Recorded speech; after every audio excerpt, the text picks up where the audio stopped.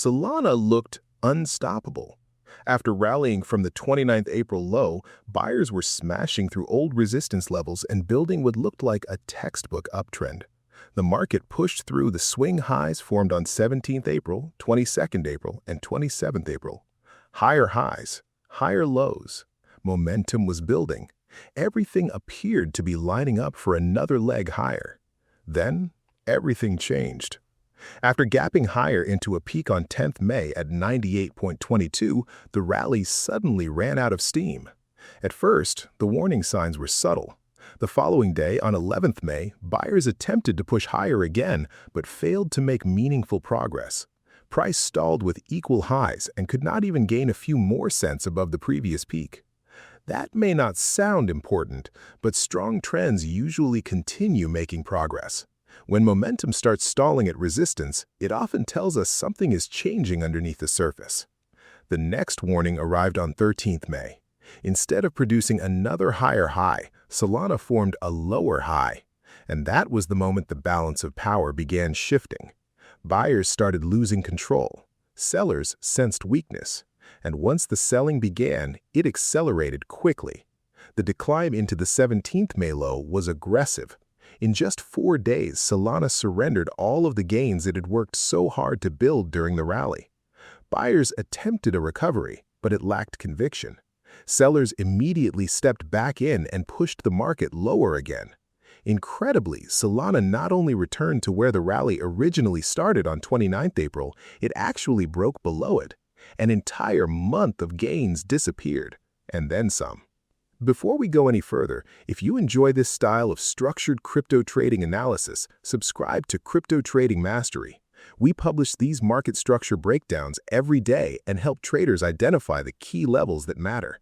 Because what happens next on Solana could be one of the most important tests we've seen in weeks.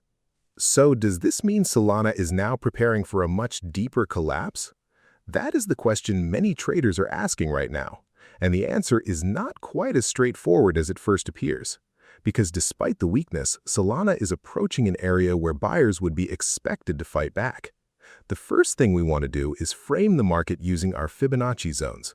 Our Fibonacci support zone sits between 81.57 and 81.62. Above the market, we have a Fibonacci resistance zone between 105.03 and 105.41. What makes the current situation interesting is that price has already pierced below the Fibonacci support zone, but has not yet decisively broken away from it. In other words, the market is still deciding whether this support is going to hold or fail, and that makes the next few candles extremely important. One indicator currently influencing many cryptocurrency markets is the 200 simple moving average. When we place it on the 4-hour chart, we can clearly see it acting as overhead resistance around 87.00. This means Solana is effectively trapped between two important levels: support underneath, resistance overhead. The battle between buyers and sellers is taking place right now between the Fibonacci support zone and the 200 SMA. And whichever side wins that battle could determine the next major move.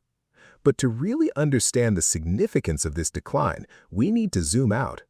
Before doing that, we are going to completely ignore the large spike candle from 13th March because it appears to be bad data. Once we remove that distortion, the chart becomes much cleaner and much easier to interpret. And what it reveals is something many traders may not realize. Despite all the volatility, Solana is still trapped inside February's range. We call this the dominant range. The high was formed on 1st February at 106.66. The low was formed on 6th February at 67.80.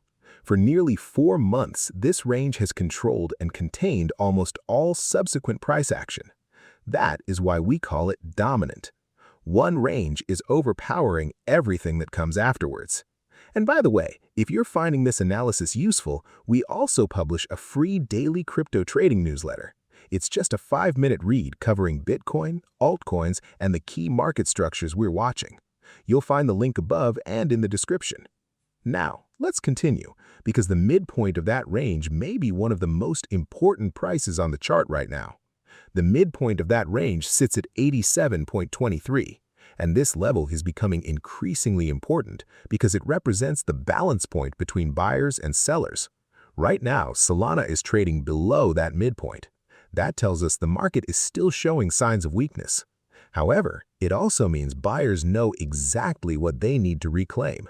If Solana can reclaim back above the midpoint, it would be an important first step toward rebuilding bullish momentum. There is one final level traders should keep on their radar. The 2026 anchored VWAP currently sits around 100. That gives us another major area where future price action could react. So, where does that leave us? The market currently looks weak. The daily swing structure is bearish. Price is below the Ichimoku cloud. Lower highs and lower lows are firmly in place.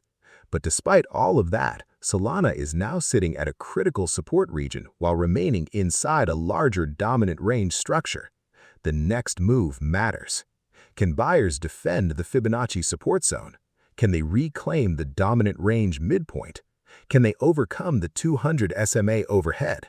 Or do sellers finally force a deeper breakdown? Those are the levels and structures we are watching closely. We hope this video has helped you. Before you go, join our free daily crypto trading newsletter. It's just a 5-minute read and it will keep you ahead of what's moving in the market. The link is above and in the description. If you found this analysis useful, subscribe to Crypto Trading Mastery and hit the notification bell so you don't miss our next daily video. Thanks for watching, and we'll see you in the next one.